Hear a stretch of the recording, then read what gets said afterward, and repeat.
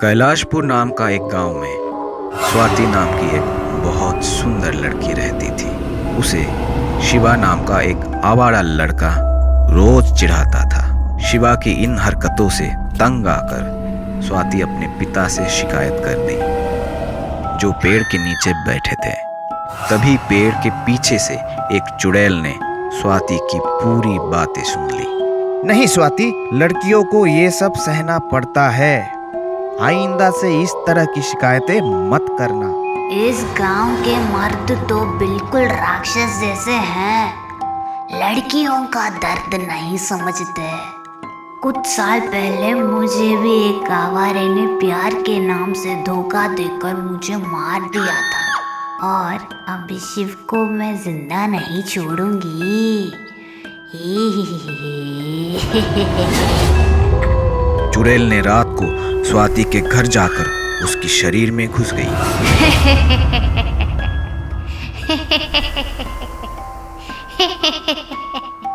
कल मैं उस शिव को मजा चखाऊंगी। हर रोज की तरह शिवा स्वाति को छेड़ने लगा। शिवा इस बात से अनजान था कि स्वाति के अंदर चुड़ैल है। चलो शिव, हम कहीं अकेले में जाकर बातें करते हैं। ये सुनकर खुशी के मारे पागल होकर शिवा स्वाति को एक सुनसान जगह पर ले गया, और वहां पहुंचते ही स्वाति चुड़ैल बन गई।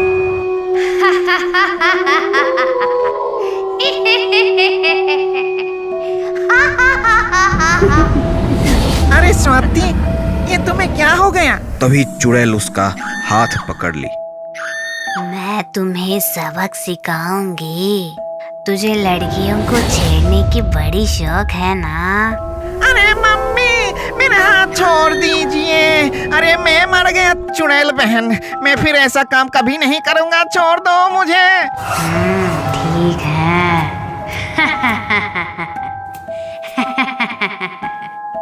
बोलते ही शिवा का हाथ काटकर उसे छोड़ दी। मर गया मेरा हाथ। शिवा वहां से भाग गया। उसके बाद चुड़ैल स्वाति की शरीर को छोड़कर चली गई, और स्वाति खुशी खुशी अपनी जिंदगी बिताने लगी। कौन है? माधव की पत्नी माया रोज रात को चुड़ैल बन जाया करती थी। यह बात किसी को पता नहीं थी। माधव रोज अपनी पत्नी को रात को कुर्सी से बांध दिया करता था, ताकि वो बाहर ना निकल पाए।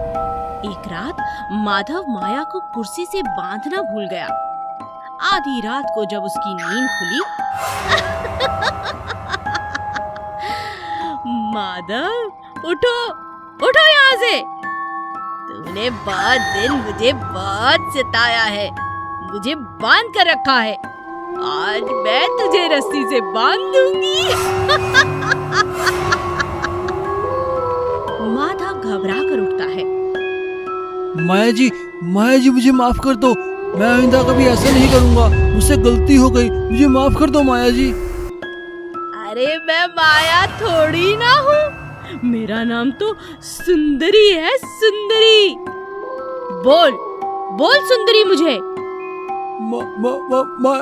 नहीं सुंदरी जी, आप बहुत सुंदर हो। सुंदरी जी, आप बहुत सुंदर हो। अच्छा लगा ये सुनकर। मुझे बहुत भूख लगी है। जा मेरे लिए ताजा मांस लेकर आ, एकदम ताजा। ठीक है सुंदरी जी, आप आराम कीजिए, मैं अभी आपके लिए ताजा मांस लेकर आता हूँ। हे भगवान, मैं क्या करूँ? अब इसके लिए ताजा मांस कहाँ से लेकर आऊँ? माधव भागा भागा अपने दोस्त सोनू के पास जाता है। सोनू भाई दरवाजा खोलो। सोनू भाई दरवाजा खोलो। अरे कौन है इतनी रात को? अरे माधव, तू क्या हुआ? सोनू भाई मेरी मदद करो, मैं बहुत मुसीबत में फंस गया हूँ। माधव ने सोनू को सारी बात बताई। अरे माधव, तुम कितने भोले हो। चलो मैं तुम्हारे साथ चलता हूँ और भाभी को उस चुड़ैल से छुटकारा दिलाता हूँ। बस तुम 1 मिनट रुको, मैं अभी आता हूँ। सोनू अपने घर से कुछ बांध कर ले आता है।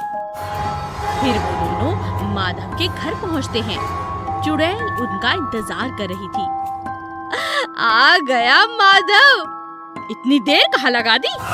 अरे मैंने तो मांस मांगा था, तू तो जिंदा इंसान ही ले आया। खैर कोई बात नहीं, इसे ही मार दूंगी, ये तो मेरे बाएं हाथ का काम है। जैसे ही चुड़ैल सोनू की तरफ उसे मारने के लिए बढ़ती है, अचानक सोनू उस बंधे कपड़े में से हनुमान जी की मूर्ति निकालकर चुड़ैल के आगे कर देता है। अरे ये क्या किया तूने? हटा इसे, हटा इसे। ठीक है, मैं इसे हटा लूंगा, लेकिन तभी हटाऊंगा जब तुम मेरी भाभी के शरीर को छोड़ दोगी। माया के शरीर को छोड़कर चली जा यहाँ से चुड़ैल। जाती हूँ और फिर कभी नहीं लौटूंगी। चुड़ैल वहाँ से चली जाती है और सोनू की मदद से माधव को अपनी पत्नी दोबारा मिल जाती है। कुछ ही देर में माधव की पत्नी को होश आता है। माधव, यह लो, यह हनुमान की मूर्ति अपने पास रखो। इसके आगे भूत चुड़ैल सब अपनी शक्तियाँ खो देते हैं और सब कुछ पहले की तरह अच्छा हो जाता है। अजय और विजय नामक के दो बहुत अमीर भाई एक गांव में रहा करते थे। विजय ने एक दिन शहर से एक नई स्कूटी खरीद लाई। यह देखकर अजय बहुत खुश हुआ। कैसी है भाई मेरा नई स्कूटी? चलो मेरे साथ कहीं घूम कर आते हैं। तब अजय विजय के पीछे बैठ गया और दोनों हाईवे की तरफ निकल पड़े। थोड़ी दूर जाते ही अजय को सड़क के किनारे एक खूबसूरत औरत खड़ी हुई दिखाई दी। तुरंत ही विजय को उसने लड़की के पास गाड़ी रोकने के लिए कहा। विजय ने गाड़ी रोक दी। आप कहें तो आपको हम लिफ्ट दे दें? चलो मेरे पीछे बैठ जाओ, मजे करेंगे।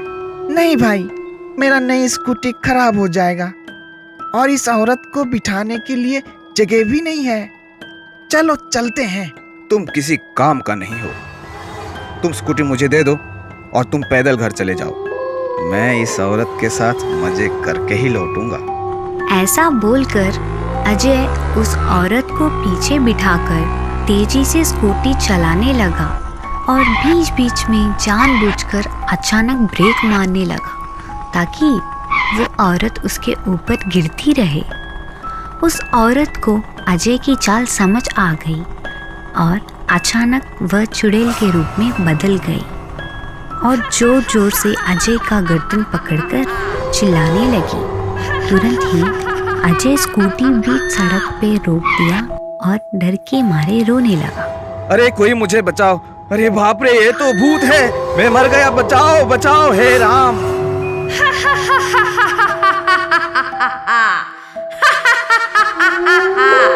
तुम्हें बचाने यहाँ कोई नहीं आएगा।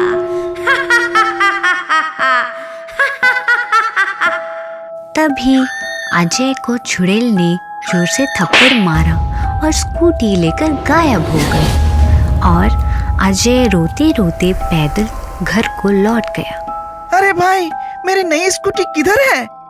अजय ने उसके साथ हुई पूरी घटना विजय को बताया और ये सुनकर विजय ने अजय को एक जोर का थप्पड़ मारा। जामपुर नामक एक गांव में बिपिन और अजय नाम के दो दोस्त रहते थे। ये दोनों गांव के लड़कियों को तंग करते थे और सारा दिन आवारागिरी करते थे। सही कहा यार, गांव में घूमते घूमते मैं भी ऊब चुका हूँ। मेरे मामा जी का एक गेस्ट हाउस है, वही जाकर मजे करते हैं। चलो। ऐसा बोलकर दोनों दारू खरीदकर हाईवे पे बाइक पर जाने लगे। उलाला उलाला उलाला उलाला। इतने में गेस्ट हाउस आ गया। दोनों गेस्ट हाउस के अंदर चले गए। तभी एक काम वाली बाई झाड़ू लगाने के लिए हॉल में आई। अरे अजय, ये माल तो बहुत हॉट है, इसके साथ मजे करेंगे। अरे नहीं मेरे बाप, मेरे मामा को अगर पता चला ना तो चमड़ी उधेड़ देंगे और कभी इस गेस्ट हाउस में आने नहीं देंगे। तू तो डरपोक निकला यार, मैं तो इस काम वाली का मजा लेकर ही रहूंगा। ऐसे बोलकर विपिन काम वाली के तरफ बढ़ने लगा। नहीं साहब, आप ऐसा मत कीजिए, मुझे छोड़ दीजिए, मुझे छोड़ो साहब। ऐसा बोलते हुए काम वाली बाई अचानक चुड़ैल बन गई और बोलने लगी, मैं काम वाली नहीं, मैं तो चुड़ैल हूँ। तुम जैसे मर्द को सबक सिखाती हूँ। अरे चुड़ैल दीदी, हमें छोड़ दो, इसमें इतना गुस्सा करने की क्या बात है।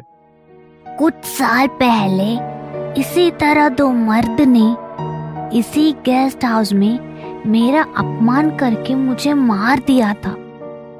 अब मैं तुम दोनों को मारकर उसका बदला लेना चाहती हूँ। छोड़ दो चुड़ैल दीदी, हमसे गलती हो गया है, आइंदा से ऐसी गलती नहीं करेंगे। आज से हम सभी महिलाओं का सुरक्षा और सम्मान करेंगे और तुम्हारे कातिल को पुलिस के मदद से पकड़ लेंगे। ठीक है, जल्दी से उन दोनों को ढूंढकर मेरे सामने लेकर आओ। अब जाओ यहाँ से।